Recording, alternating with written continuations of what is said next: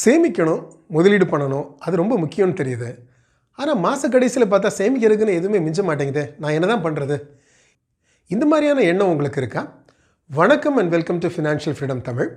நம்ம சேனலில் personal finance பற்றி பயனுள்ள தகவல்களை தொடர்ந்து பகிர்ந்துட்டு வர்றோம். அதனால் சேனலை சப்ஸ்கிரைப் பண்ணிக்கோங்க. இப்போ நம்ம தொடர்ந்து சேமிப்பை பற்றி பேசலாம். ஸோ இப்போ முதல் வாரம் நம்மகிட்ட சம்பளம் வருது, செலவு பண்ணிக்கிட்டே இருக்கோம். கடைசியில் பார்த்தாக்க மாத கடைசியில் சேமிக்கிறதுக்குன்னு எதுவுமே இல்லை. இது பெரும்பாலான இந்தியர்களோட நிலை. அப்போ இந்த பழக்கத்தை மாற்றி எப்படி சேமிப்பை தொடங்குறது அப்படின்னா, இதுக்கு முதல்ல நம்மகிட்ட ஒரு பிளான் வேணும். ஸோ சரியான திட்டமிடல் இல்லாமல் எதையுமே நீங்கள் தொடங்க முடியாது. அதுக்காக நமக்கு பயன்படக்கூடிய ஒரு முக்கியமான ஒரு சிஸ்டம் தான் 50-30-20 ரூல். அந்த 50-30-20 ரூல் அப்படிங்கிறது என்னங்கிறத விரிவாக பார்ப்போம். 50% ஆஃப் யுவர் மந்த்லி சேலரி, அதை நீங்கள் உங்களுடைய மாத வருமானத்தினுடைய 50 விழுக்காடை நீங்கள் உங்களுடைய நீட்ஸுக்காக செலவு பண்ணணும். நீட்ஸ் அப்படின்னா அடிப்படை தேவைகள். அப்போ எந்தெந்த மாதிரியான செலவுகள் இந்த வகையில் வரும் அப்படின்னு பார்த்தீங்க அப்படின்னாக்கா, உங்களுடைய வீட்டு வாடகை, மளிகை செலவு, எலக்ட்ரிக் பில், ஃபோன் பில், அப்புறம் நம்ம போக்குவரத்துக்காக பண்ணக்கூடிய செலவுகள், பிள்ளைகளோட ஸ்கூல் ஃபீஸு, இன்சூரன்ஸுக்கு நீங்கள் கட்ட வேண்டிய ப்ரீமியம், இது போன்ற அடிப்படையான அதிமுக்கியமான வாழ்க்கை செலவுகள், அதை இந்த நீட்ஸ் அப்படிங்கிற வகையில் கொண்டு வரலாம். இது உங்களுடைய மாத வருமானத்தில் 50% வரைக்கும் இதுக்கு நீங்கள் செலவு செய்யலாம். சரி, இப்போ இதுக்கு அடுத்து வரக்கூடிய 30% அப்படிங்கிறது என்ன அப்படின்னு பார்த்தீங்கன்னா, உங்களுடைய வாண்ட்ஸ். வாழ்க்கை நம்ம வாழ்கிறது ஒரு தடவை வாழ்கிறோம், அந்த வாழ்க்கையை நம்ம சந்தோஷமாக வாழணும் இல்லைங்களா? ஸோ அப்போ உங்களுக்கு தேவையான ஆசைகள், உங்களுடைய விருப்பங்களை நிறைவு செய்துக்கிறதுக்கான செலவுகள், அது என்னவாக இருக்கலாம். உங்களோட பொழுதுபோக்குக்கான செலவுகள், நம்ம ஒரு சினிமாவுக்கு போகிறோம், ஓடிடி சப்ஸ்கிரிப்ஷனுக்கு காசு கொடுக்குறோம், அது போக ஒரு வாரம் ஒரு தடவை வீட்டோட எல்லோரும் வெளியே போய் சாப்பிட்றோம், ட்ராவல் பண்ணுறோம், ஷாப்பிங் பண்ணுறோம், நமக்கு தேவையான சில கேட்ஜெட்ஸை வாங்கிக்கிறோம். ஸோ இது எல்லாமே நம்மளோட மன மகிழ்ச்சிக்காக செய்கிறோம். இது எல்லாமே வாண்ட்ஸ் அப்படிங்கிற ஒரு கேட்டகரிக்குள்ளே வரும். இதை நம்ம நம்மளுடைய வருமானத்தில் 30%க்கு மிகாமல் பார்த்துக்கணும். இங்கே தான் நம்ம பெரும்பாலும் சறுக்கக்கூடிய இடம். ஸோ இதை நம்ம சரியாக பார்த்துக்கிட்டோம் அப்படின்னாலே நமக்கு அடுத்த செக்மெண்ட் சரியாக வந்துடும். அடுத்த செக்மெண்ட் என்ன அப்படின்னு பார்த்தீங்க அப்படின்னா, 20% of your monthly salary saving. உங்களுடைய மாத வருமானத்தினுடைய 20 விழுக்காடு கண்டிப்பாக சேமிப்பாக இருக்கணும். இதை நீங்கள் முதல்ல திட்டமிடணும். சரி, இந்த 20%ங்கிறது போதுமா அப்படின்னு கேட்டிங்கன்னா இல்லைங்க. அந்த 20%ங்கிறது ஒரு தொடக்கப்புள்ளி, அவ்வளவுதான். அதுக்கப்புறம் நீங்கள் இதை உங்களுடைய சேவிங்ஸ் ரேட்டை அதிகப்படுத்திக்கிட்டே போகணும். அப்போ தான் நீங்கள் ரொம்ப வேகமாக நீங்கள் உங்களோட ஃபினான்ஷியல் ஃப்ரீடம் அடைய முடியும். அது வேறு.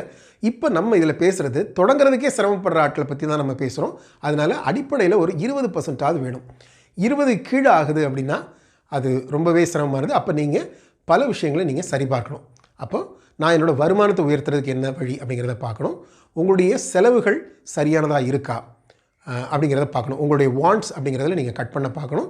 அதே போல் உங்களுடைய தேவைகள் நீங்கள் நினச்சிட்டு இருக்கிறது உண்மையிலே தேவைகள் தானா, இல்லை அதுலேயும் இன்னும் கொஞ்சம் சிக்கனமாக செய்ய முடியுமா அப்படிங்கிறதையும் நீங்கள் பார்க்கணும். சரி, இப்போ சில இடங்களில் இந்த 50-30-20ங்கிற ரூல் உங்களால் செய்ய முடியாமல் போகலாம். இப்போ நம்ம பார்க்கலாமே, இப்போது நீங்கள் ஒரு பெரிய ஒரு நகரத்தில் குடியிருக்கிறீங்க. அப்போ அங்கே வாடகையே ரொம்ப அதிகமானதாக இருக்குது அப்படின்னா அப்போ உங்களோட செலவுகள் அதிகமாகலாம். இல்லை, பிள்ளைகளோட கல்விங்கிறது மிக மிக முக்கியமானது ஒன்று. அடுத்த தலைமுறையை உருவாக்குறது நம்மளுடைய கடமை. அப்போ அங்கே ஒரு தரமான ஸ்கூலில் நான் சேர்த்துருக்கேன், அங்கே ஸ்கூல் ஃபீஸ் அதிகமாக இருக்குது. ஸோ இப்போ இதெல்லாமே அடிப்படை தேவைகளில் வரக்கூடியது தான். ஆனால் இதை என்னோடய வருமானத்தினுடைய 50 விழுக்காடை வச்சு இதை என்னால் சரி கட்ட முடியாது அப்படிங்கிற ஒரு நிலைமை வருதா? அப்போ நீங்கள் அந்த 50ங்கிறத 60%ன்னு ஆக்கிக்கலாம். அதுக்காக அந்த 60%, இந்த எக்ஸ்ட்ரா 10% எங்கேருந்து வரப்போகுது அப்படின்னா, நீங்கள் உங்களோட சேமிப்பில் கை வச்சுறாங்க. தயவு செஞ்சு அது நம்ம அடிப்படையே கேள்விக்குள்ளாக்கிறோம். அதை அந்த 10% நீங்கள் எங்கேருந்து எடுக்கணும்னா உங்களோட வாண்ட்ஸ்லேருந்து எடுக்கணும். நம்ம பொழுதுபோக்குக்காக செலவு பண்ணக்கூடியது, நம்மளுடைய மன மகிழ்ச்சிக்காக செலவு பண்ணக்கூடியது இருக்குது பார்த்தீங்களா, அங்கேருந்து ஒரு 10 விழுக்காடை கட் பண்ணி அதை நீங்கள் இந்த அடிப்படை செலவுகளை சேர்த்துக்கலாம். அப்போ இந்த 50-30-20 அப்படிங்கிறது ஒன்றும் பெரிய ஒரு ஹார்ட் அண்ட் ஃபாஸ்ட் ரூல் இல்லைங்க. இது இப்படித்தான் செஞ்சாகணும் அப்படிங்கிற மாதிரியான ஒரு கட்டாயமான ஒரு நம்பர்லாம் இல்லை. இது நமக்கு ஒரு ஒழுங்குமுறை வேணும் அப்படின்னு நம்ம உருவாக்கிக்கிற ஒரு சிஸ்டம். இது உங்களுக்கு பொருத்தமானதை நீங்கள் உருவாக்கிக்க முடியும். ஒரே ஒரு கண்டிஷன் என்னென்னா, உங்களுடைய சேமிப்பு குறைஞ்சபட்சம் 20 விழுக்காடாவது இருக்கணும் உங்களுடைய மாத வருமானத்தில். அப்படி இல்லைன்னா அது உங்களுக்கு ஒரு நல்ல தொடக்கமாக இருக்க போகிறது கிடையாது. சரி, இப்போ அடுத்து உங்களுடைய வருமானம் கூட என்ன செய்யணும் அப்படின்னு பார்த்தீங்கன்னா, இந்த விகிதத்தை மாற்றி அமைக்கணும். இந்த விகிதத்தை நீங்கள் எப்படி மாற்றி அமைப்பீங்க அப்படின்னா, எதை இப்போ வருமானம் உங்களுக்கு வந்து ஒரு 20% கூடியிருக்கு. நீங்கள் 50,000 ரூபாய் வருமானம் வாங்கிட்டு இருந்தீங்க, உங்களுக்கு 60,000 ஆகியிருக்கு அப்படின்னாக்கா, அப்போ நீங்கள் என்ன செய்யணும் அப்படின்னா, உங்களுடைய அடிப்படை தேவைகளை முடிஞ்ச வரைக்கும் பெருசாக மாற்றிக்காமல் வச்சுக்கலாம். உங்களுடைய வாண்ட்ஸ் அப்படிங்கிறத ஒரு சிறிதளவுக்கு உங்களோட வாண்ட்ஸை நீங்கள் உயர்த்திக்கலாம். ஆனால் முக்கியமாக நீங்கள் உயர்த்த வேண்டியது உங்களுடைய சேமிப்பை. இந்த 20% அப்படிங்கிறத எவ்வளோ இன்க்ரீஸ் பண்ண முடியும்? அது 30% இன்க்ரீஸ் பண்ண முடியுமா? 40% இன்க்ரீஸ் பண்ண முடியுமா? இதுதான் உங்களுடைய முதல் நோக்கமாக இருக்கும். எப்போ நீங்கள் வந்து உங்களுடைய வருமானத்தினுடைய 50 விழுக்காட்டுக்கு மேலே நீங்கள் சேமிக்கிற நிலையை அடையிறீங்களோ, அப்போ உங்களுக்கு ஃபினான்ஷியல் ஃப்ரீடம்ங்கிறது ரொம்ப ஈஸியாக அடைய முடியக்கூடிய ஒன்றாயிடும். உங்களுடைய ஃபினான்ஷியல் லிபர்ட்டிங்கிறது ரொம்ப குறுகிய காலத்தில் உங்களுக்கு கிடச்சிரும். உங்களுடைய தன்னம்பிக்கையுமே ரொம்ப மாறிடும். உங்களுடைய வாழ்க்கையை வந்து ரொம்ப நீங்கள் பாதுகாப்பாக வாழ முடியும்.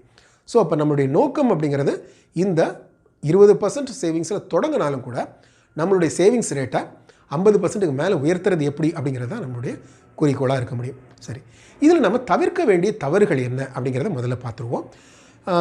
நான் மாத வருமானம் வருது, செலவு பண்ணுறேன், அது போக மிஞ்சி இருக்கிறத நான் சேமிக்கிறேன் அப்படிங்கிற ஒரு மனப்பழக்கத்தை நீங்கள் முதல்ல மாற்றணும். எனக்கு ஏற்கனவே ஒரு பிளான் இருக்குது, அந்த பிளான் படி நான் முதல்ல சேவிங்ஸுக்கான பணத்தை எடுத்து வச்சுட்டு அது போக மிச்சத்தை நான் வந்து என்னோடய நீட்ஸுக்காகவும் வாண்ட்ஸுக்காகவும் செலவு பண்ணுவேன் அப்படிங்கிற ஒரு டிசிப்ளினுக்குள்ள நீங்கள் வரணும். அது மிக மிக முக்கியமான ஒன்று. அப்புறம் பொதுவாக உங்களோட செலவுகளை நீங்கள் ரெக்கார்ட் பண்ணுற பழக்கத்துக்கு வரணும். அப்படி வந்தால் தான் நீங்கள் இந்த திட்டமிடலை நீங்கள் பயன்படுத்தவே முடியும். அது மிக மிக முக்கியமான ஒன்று. அப்புறம் ஒரு எமர்ஜென்சி ஃபண்டை நீங்கள் உருவாக்கிக்கணும். அந்த எமர்ஜென்சி ஃபண்டை நீங்கள் உருவாக்கலை அப்படின்னா, நம்ம எதிர்பார்க்காத ஒரு செலவு வந்து இந்த பிளான் நீங்கள் வந்து ஒரு 6 மாதம் 7 மாதம் நீங்கள் தொடர்ந்து செயல்படுத்திகிட்டு இருப்பீங்க. எதிர்பாராத ஒரு எமர்ஜென்சி செலவு வந்து மொத்தத்தையும் கலைச்சி போட்டுரும். மறுபடியும் நீங்கள் அந்த ஒழுங்குக்குள்ளே வர்றதுக்கே வருஷங்கள் ஆகிடும். ஸோ இந்த எமர்ஜென்சி ஃபண்டை உருவாக்குறது மிக மிக முக்கியமானது ஒன்று. இந்த வீடியோ உங்களுக்கு பயனுள்ளதாக இருந்திருக்கும் அப்படின்னு நம்புகிறேன். இதை உங்களோட நண்பர்களோடையும் பயன்படுத்திக்கோங்க.